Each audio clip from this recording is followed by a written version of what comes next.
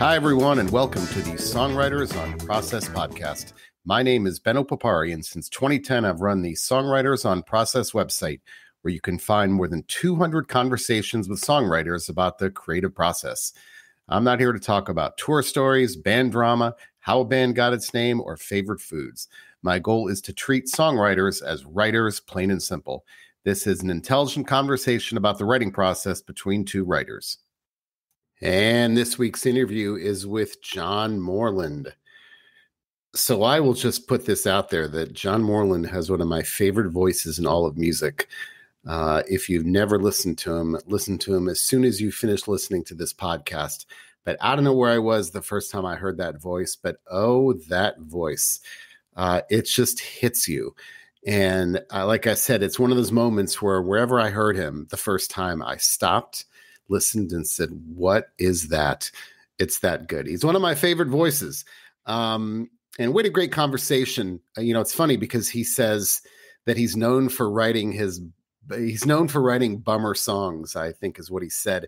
Because I asked him at some point, what's the best emotion to write from? And he said, I'm known for writing these bummer songs, but he cannot be in a bummer state to be able to write. And he says he always has to be in a good headspace. He can't write when he's bummed out. He says if you're doing anything creative, your mind needs to be in a good space. So he may write what he terms to be bummer songs or what people say are bummer songs, but he needs to be in a good mood. He needs to be in an elevated mood with, he says, a measure of self-acceptance to be able to write.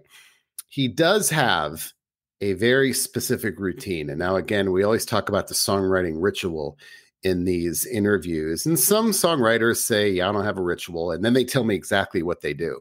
But when I asked Moreland about his ritual, if he has a ritual, he says, yes, I have a ritual. And he needs the room dark. He likes to write between midnight and 4 a.m. The lights have to be off. It has to be cold. He sets the thermostat. I actually asked him, I think it was 66, I think what it has to be. It has to be cold in there. I'm with him on that. I can't write when it's hot. But here is the thing that I've never heard before, and I love this, and we talked about this, and I found this fascinating. He likes to put on YouTube videos of Tokyo walking tours. Apparently, there's one guy that does these videos of downtown Tokyo, just walking tours, and he loves to watch those when he writes. Now, it's not other cities. I think he said it. I think he may have said he's moving on to Seoul at some point, but it's got to be Tokyo. And he likes to watch these. And he says he'll watch them, or when he gets stuck, when he's writing and he feels like he's in a rut, he'll stop writing and he'll watch the videos for about 20 minutes. But he has to watch those. It's got to be Tokyo. It's got to be those walking tours. I love the specificity of that. And he says it takes the pressure off of the songs by doing something he enjoys. And I think that's a good point, is that it takes the pressure off of, I've got to write this song and I've got to finish this. If he can do something he enjoys while he's writing. He's a big fan of Anne Lamott. We talked about that. I mentioned Anne Lamott in the novelist Anne Lamott in the interview. She's wrote one of my favorite essays called Shitty First Drafts that I love.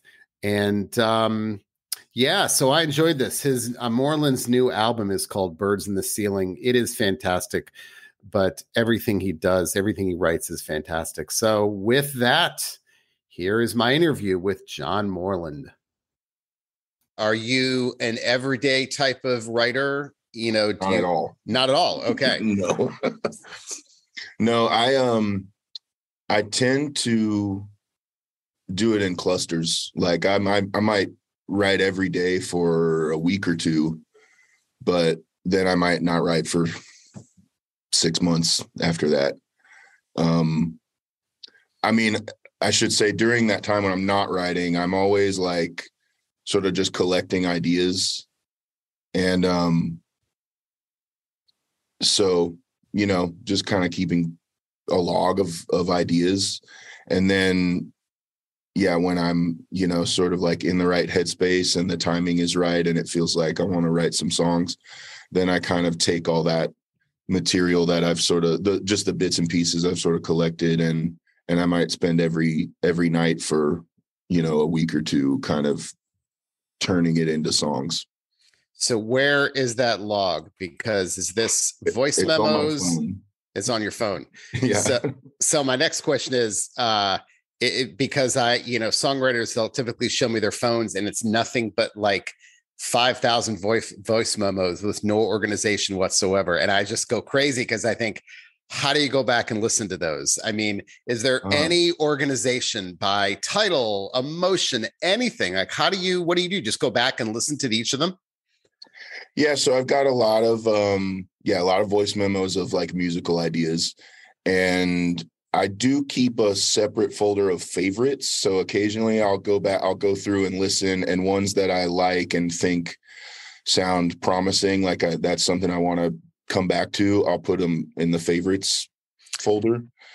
And as far as like lyrical ideas, there's no organization at all. It's just all in my notes on my phone, and most of them are one line, so it's just, I can kind of just scroll through. And honestly, usually when I'm pulling that up, it's because I've written something and then I'm like, oh, I need something here that rhymes with whatever, and then I just sort of like scroll through looking at the last word of each idea to see if it rhymes. And maybe, and if I find something that rhymes, then I might tweak it a little bit to make it work. But that's usually when that comes in handy. Yeah.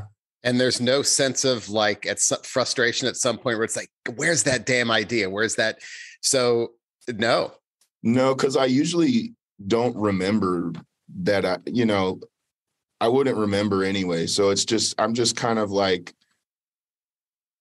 it's almost just browsing in a store or something. Like you're just looking like, let me see what I've got, and I don't really remember what's in there, and I don't have expectations of what should be in there. I'm just kind of looking for material to use and turn into something. Because I always think of it like, I've never really thought of myself as much of a writer. I don't like, writing was never something I was super interested in just on its own. I did well in English. I did well in like composition and stuff, but I never really thought about like, I want to be a writer or write books or or stories or articles or anything really.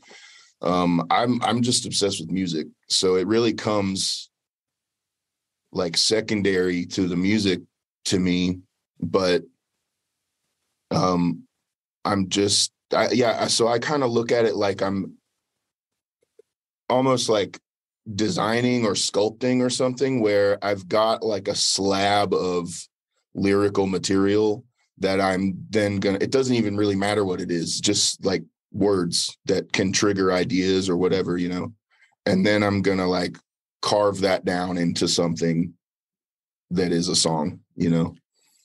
I guess the extreme opposite of that is I interviewed BJ Barham of American Aquarium, and he has an 80-page Word ongoing and now up to 80-page Word document with ideas organized by theme and by emotion. So it's like relationship, sad relationship, happy relationship. And he just, he told me, and it hasn't stopped. It's 80 pages. That was last year. It's probably like 100 now. Yeah. So I don't do that at all. right. That doesn't sound like me. Yeah. Believe me, that's not normal. And he recognizes that too. He and I've talked a few times and I go, that's very strange, isn't it? Yeah. So do you go back then and say, oh, are you doing a lot of mixing and matching? You take that lyric that's in the phone and then you think, oh, that'll fit with that melody or something that I also have stored somewhere. You're doing a lot of that mixing and matching.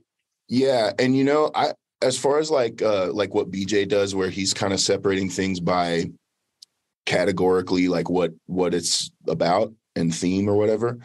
I feel like all my songs are kind of about the same thing. So I can kind of use any of them. And like, I try to write songs that are sort of like zoomed out enough that they're just kind of about everything.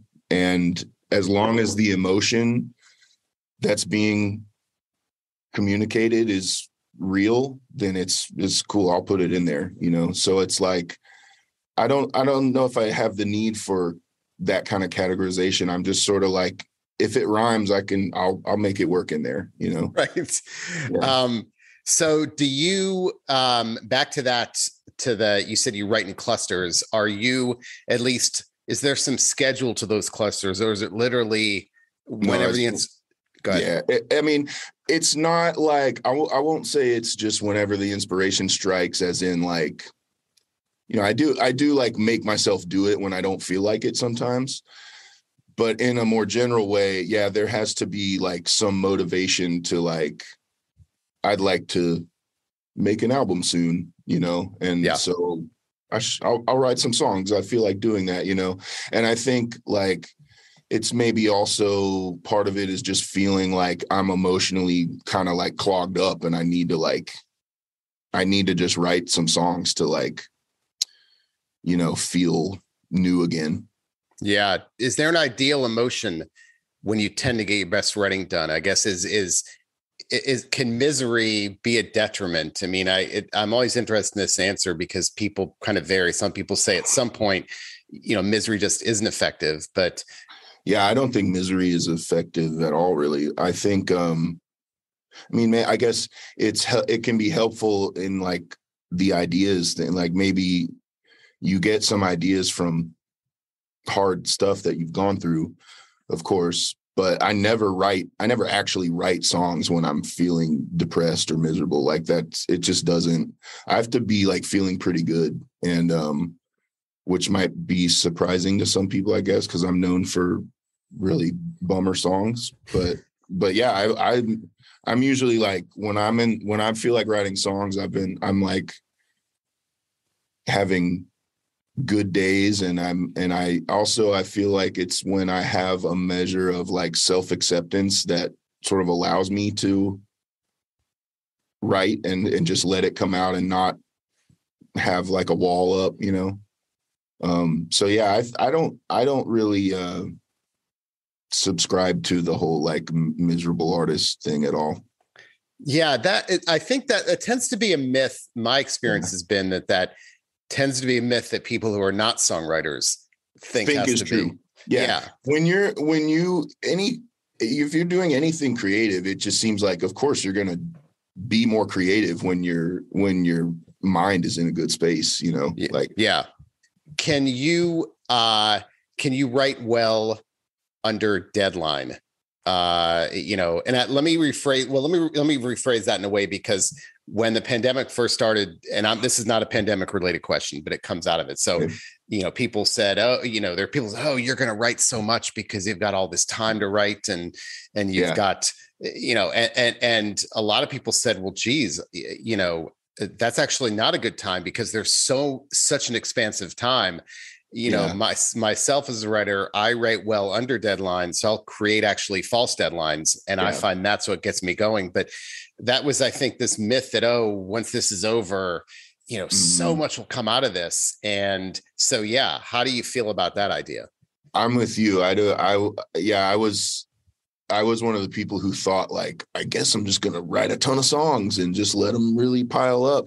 And I didn't write anything for like, well, I wrote some bits, some fragments that got used later on. But I mean, it took like a year and a half before. And maybe part of that was just sort of like mentally processing, like what's going on? What is the world now? What am I even going to write about now?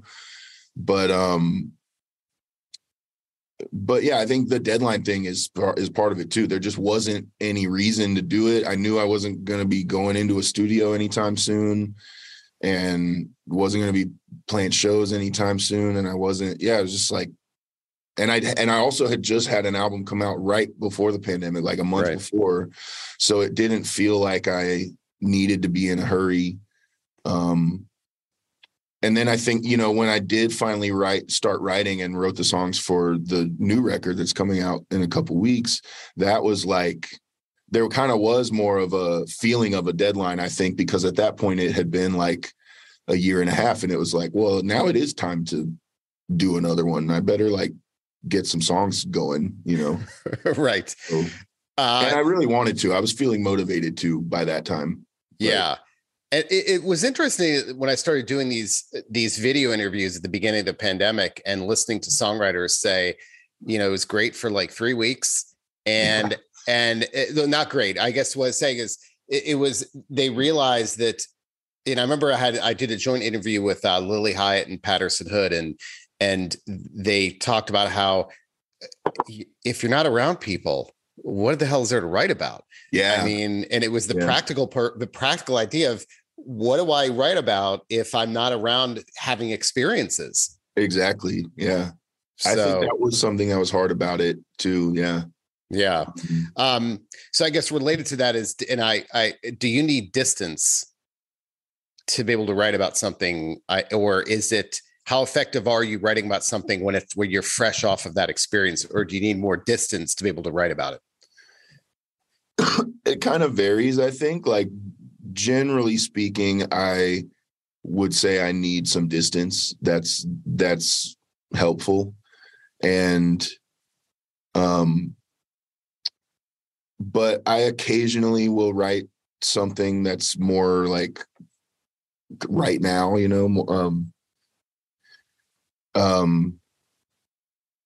there was a shooting at a doctor's office in Tulsa like a month ago. That was I just was so kind of like overcome with sadness at this.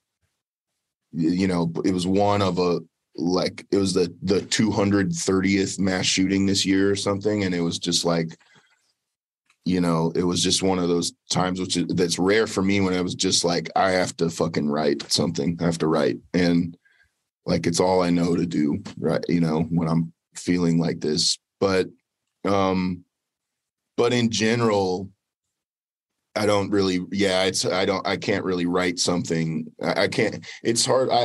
I think like I'm usually writing about stuff I was going through like a year or two ago, When you write if on those rare occasions though, when you write those songs that are immediate, are you less likely to revise those lyrics? I don't think so. I'm a pretty heavy editor, like on everything. So, because again, that's kind of the sculpting mentality. It's like, just give me a big slab, and then I will edit it or sculpt it down into what it needs to be.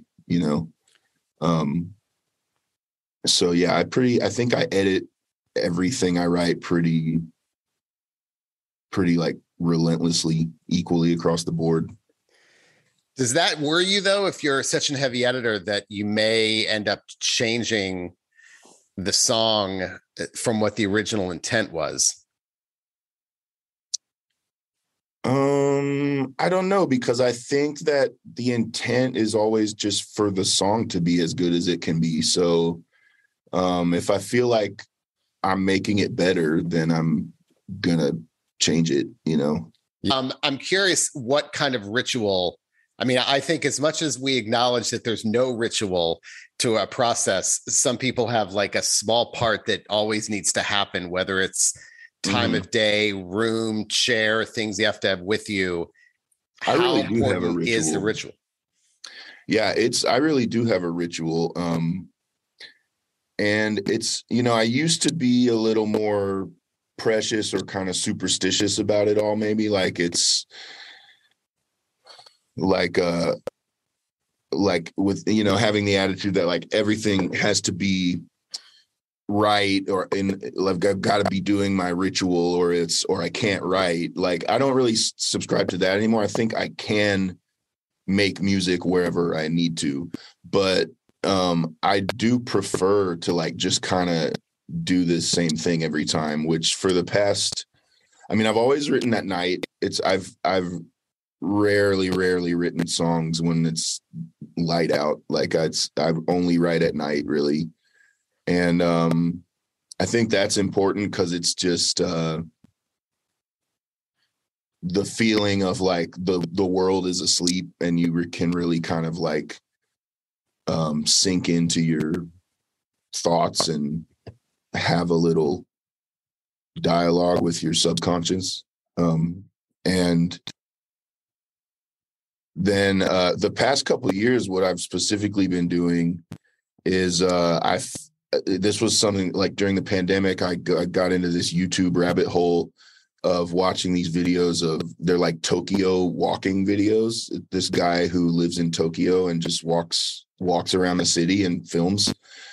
And he doesn't monetize them. So they don't get like interrupted by commercials or anything. It's just like, an hour or two of just like walking around the city. And they're just like so fucking awesome to me and like relaxing. And so I started turning those on and it's like something it's like some atmosphere kind of, but you don't need sound for it. So you can hear what you're doing. And I would kind of just like turn that on, turn all the lights off, just darken the house and make it like really cold.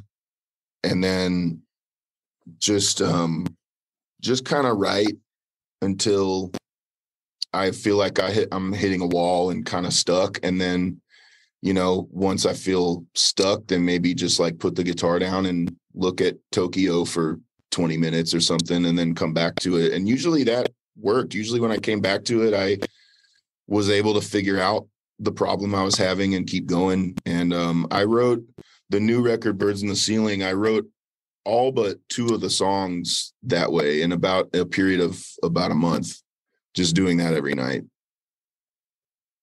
That's amazing. Okay. Many questions. So I have heard that variations of that answer about television. So I had one songwriter tell me that it has to be football, but it can't be a team that they pay attention to because then they will. Okay. So I've heard that. I've also heard Kebmo told me that he has to have Netflix on and he sits on the couch and watches Netflix with his guitar. So I think there's something to that, like background. I have always watched television. Well, yeah. Before I got on the Tokyo thing, I would like have Sports Center on muted or something, or just, or have like, like Nick at Night, Full House or something, just like on the TV muted, like, and I kind of do the same thing. Like if I get stuck, just like I'll turn it up and watch TV for a minute and then come back to it. But lately I've really gotten on the Tokyo thing is like where it's at for me.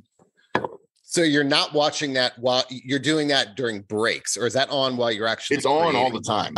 Yeah, it's on all the time, but I'm just not, I'm not really looking at it all the time. I'm writing and strumming the guitar and thinking and whatever.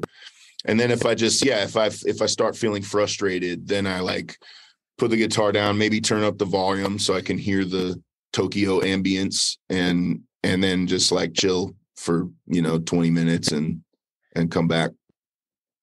How many of you? I imagine at some point you're gonna have to move on to a new city, right? I mean, how many videos? Well, there are tons of Tokyo walking videos on YouTube. Like, and I rewatch ones that I've seen already that are like I honestly have like favorites and like I'm like, oh, this one's great, you got it, yeah. So but to your point though, I have occasionally there's a lot of Seoul, South Korea videos that the same thing. And I've also seen like London and New York ones that are pretty good, but Tokyo seems to have the most.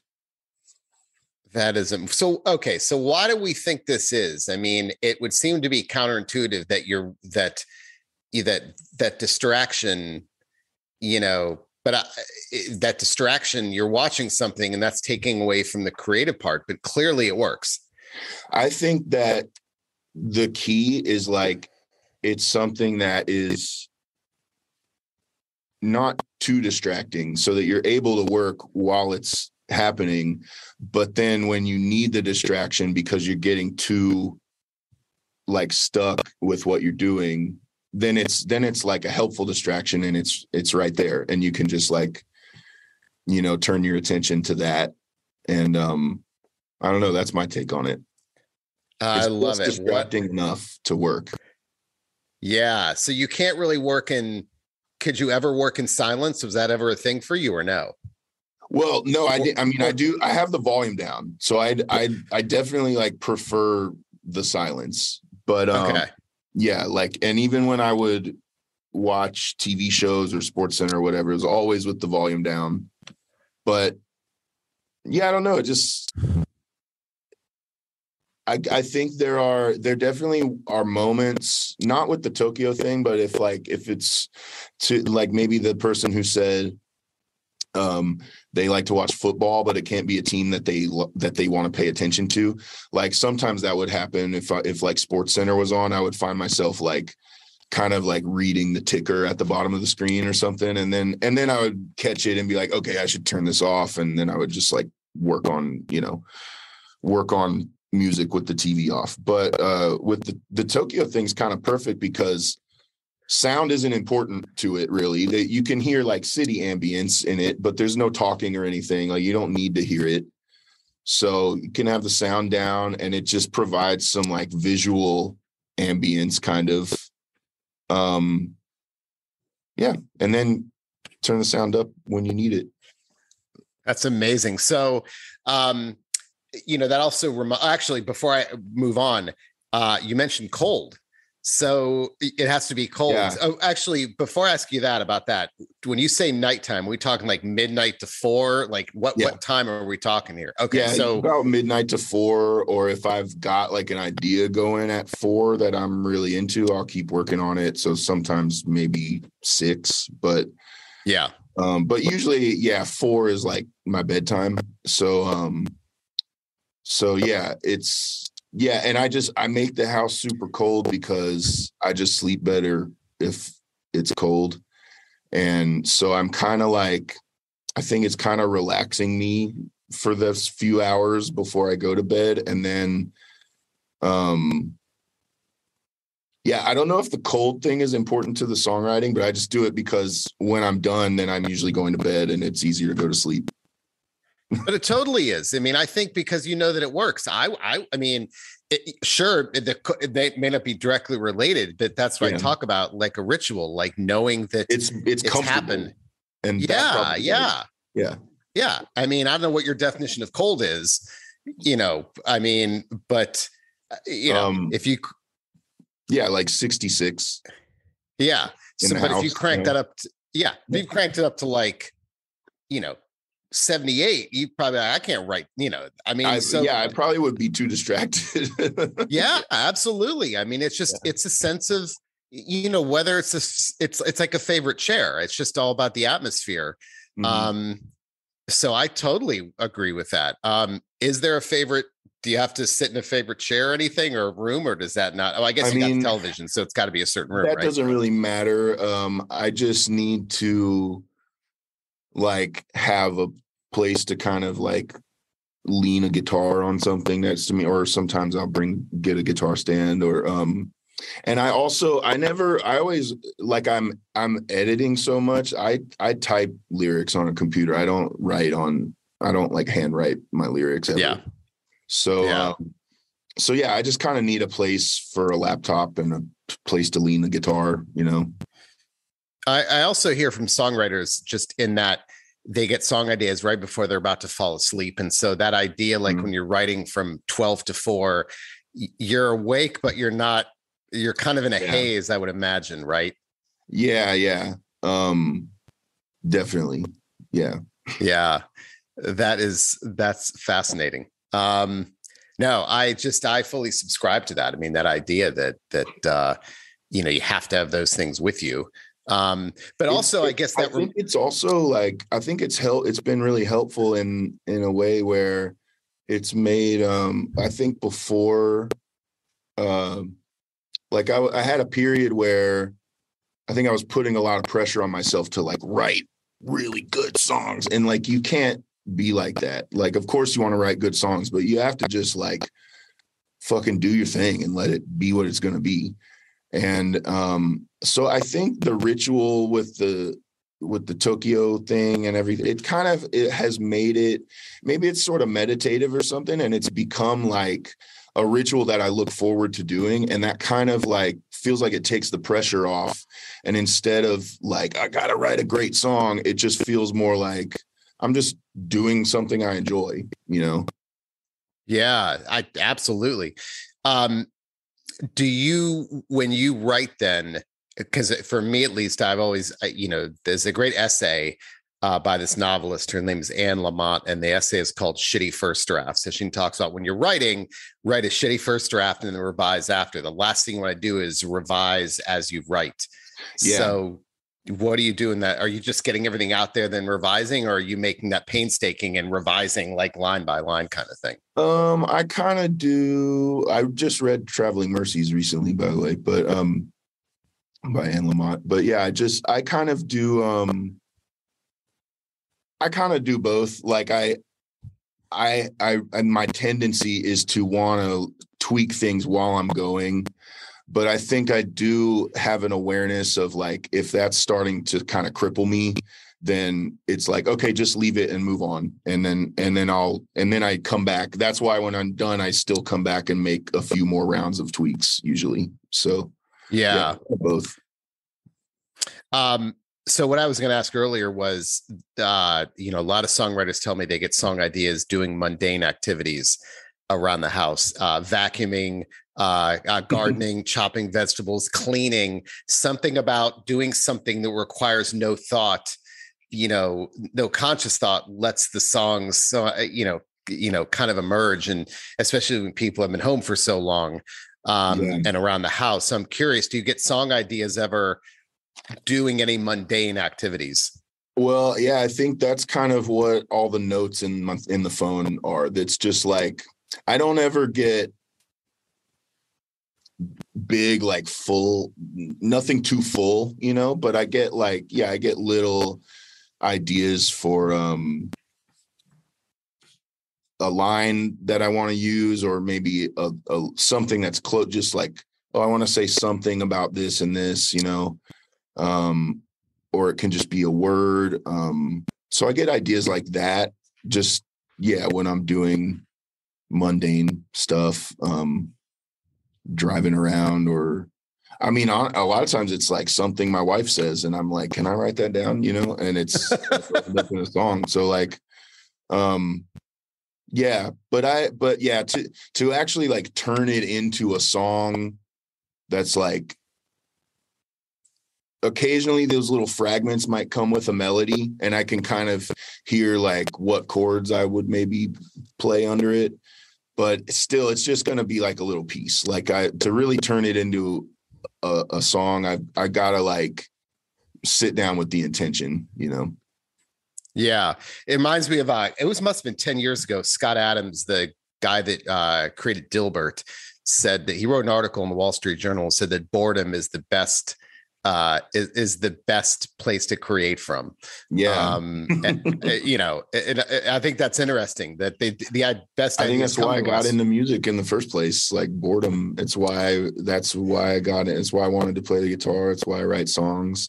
And there's also like a thing about when you're bored, it's like an uncomfortable feeling. And you are like reaching for something comforting or some way to try to express that feeling, So yeah, I think I would agree. That's cool.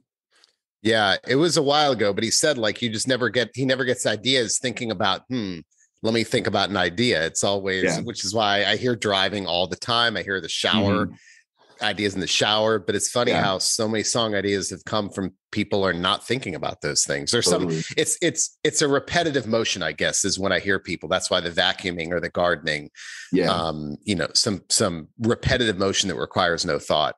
So a couple more questions. I've got a quote here I want to read to you from E.L. Doctorow, the novelist. He said, "Writing is like driving at night.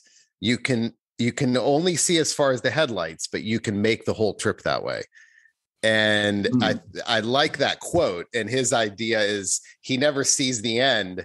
He never has an idea. He never knows how it's going to end up, but he can, but you can make the whole way just going piece by piece. So what do you think about that? How often does that happen where what is that process like for you? That's like very accurate to me. That's kind of what writing songs is always to me. It's like, I never think I'm going to write a song about this and this and where this happens. Like I don't really write those kind of songs. It reminds me of like, yeah, like driving at night, like when I first started driving, it's like, it's kind of scary because you can only see so far.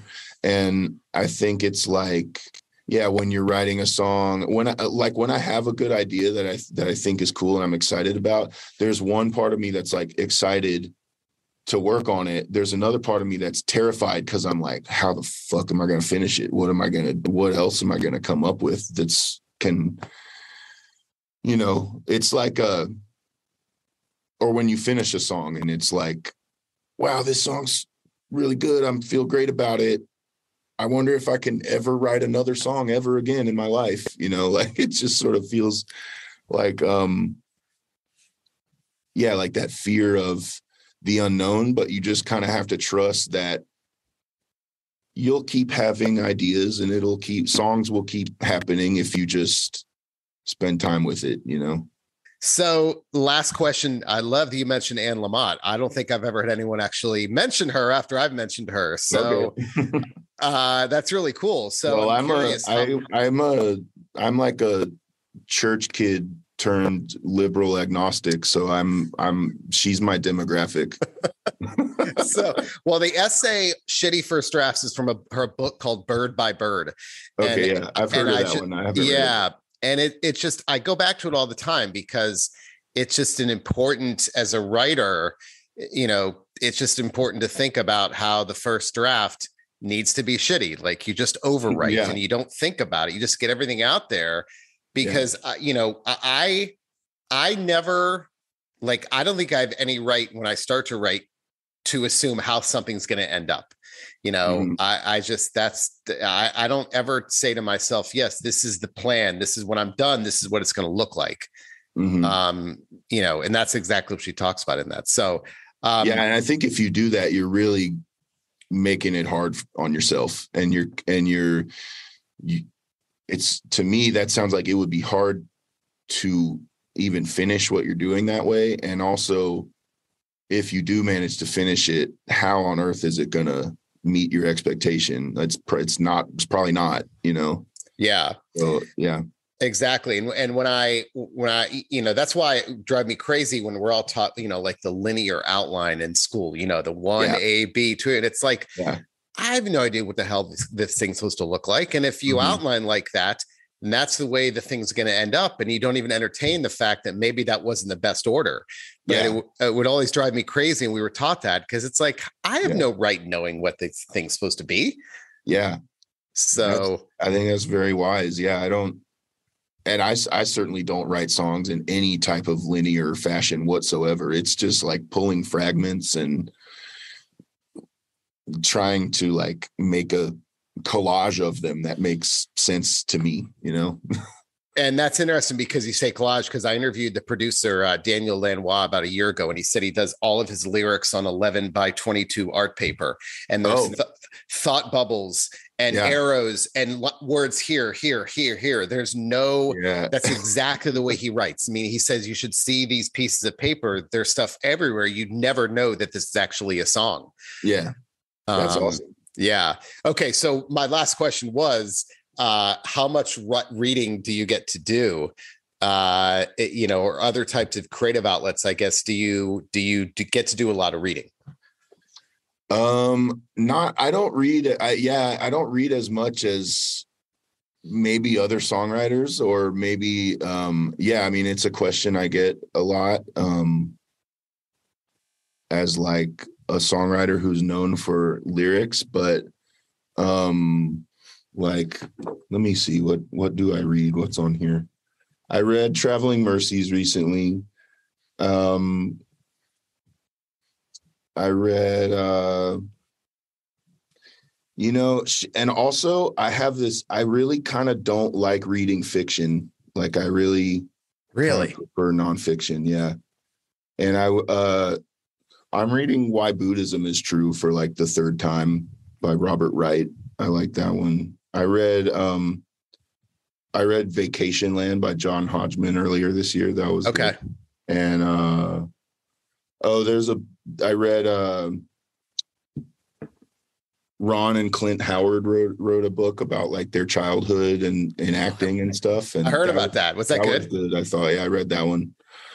And I reread like the Bruce Springsteen Born to Run for the third time, I think, earlier this year. So the Bruce one I read, but that was the one I had to listen to because he narrates his audiobook. And I thought it was the coolest thing listening to Bruce. Like, it was much. I mean, it was. I didn't read it. I normally am not a big audiobook person, but I thought I got to listen to Bruce. I'm not an audiobook person either, but I had another person tell me that they listened to that audiobook and like they like really recommended it. So I might have to check it out in audio form next time. So do you have a Kindle or are you reading hard copy stuff? iPhone. I just read on my iPhone. Yeah. I have no romantic attachment to the printed page whatsoever. I think, I don't either. I had my wife and I both had like a lot of books that when we moved to this house, we were just like, if I'm being honest, like I haven't read most of these. They were just bought to like make people think I'm cool when they come over and see them on the shelf. And it's like honestly switching to just reading on my phone. I read more because it's like always on me. And it's just become like something I do more regularly now. And so, yeah, we both got rid of most of the hard copy books. And that was nice to not have to move with boxes of books. Yeah. And so I have a Kindle because I found that as hard as I try, if I read on my phone, I just can't resist, after a few minutes. Oh, let me check some doing other phone stuff. Yeah. It really, really was a problem. And I find that the Kindle, I can read for much. It's horrible. I mean, it's horrible, but I found I just couldn't do it. Every time I try, I can get it good for like 5 or 10 minutes. And then I do something else. All that shit is made to be super addictive. So yeah. I mean, I interviewed Robin Hitchcock like 4 years ago, and he told me he was the only songwriter to tell me that social media, has had a detrimental, has really, really affected his creative process in a bad way. He goes, my attention span is so short. It's preventing me from being creative because I cannot stay off of it. And I thought, wow, for someone to say that, like someone like him, especially. I would agree with that. I think that also happened to me. Like the past, probably 3 years or so, I've really been off social media, like pretty seriously. Occasional, like I want to keep people updated and stuff, but I've not been on there like just hanging out. And I'm doing it a little more the last couple weeks because I've got a record coming out and I want people to hear it. But like I feel like I'm able to, like, having this 3-year break from it, I have a much healthier attitude towards it now, and I'm able to use it in a way where it's like really just for my job, and it's, but I would agree. I think when I was just kind of using social media all the time, like in sort of default mode, like we all do, it was pretty creatively crippling to me too. I think the attention thing is one part of it. And I also think just like the headspace that it puts me in is so shitty that I'm not going to do any cool creative stuff. Yeah. So staying off of it has been super important for me. I'll vouch for that. And that's it for the latest episode of Songwriters on Process. Don't forget, you can find all of my interviews with over 200 songwriters on my Songwriters on Process website at songwritersonprocess.com, going all the way back to 2010. You can read them, watch them, or listen to them. So until next time, thanks for listening.